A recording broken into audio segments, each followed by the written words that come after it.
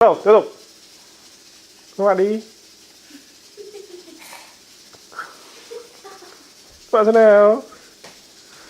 Các bạn tiếp sẽ là cookie.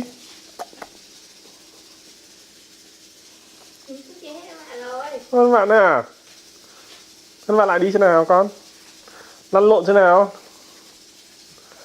Nào lăn lộn đi, lăn lộn. Đấy, lăn lộn đi nào rồi. Tiếp tục khóc nào. Rồi.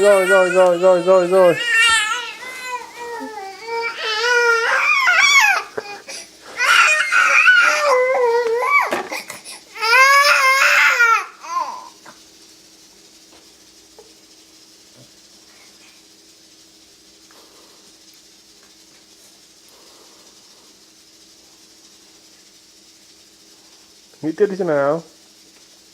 Lăn theo hướng nào đây? Lăn sang bên trái đi con. Lăn sang bên trái dễ lăn hơn. Khóc đi, khóc tiếp đi chứ. Nào, khóc đi. Rồi. Tự đứng dậy đi.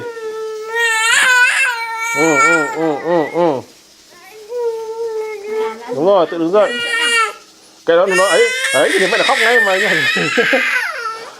Tự đứng dậy.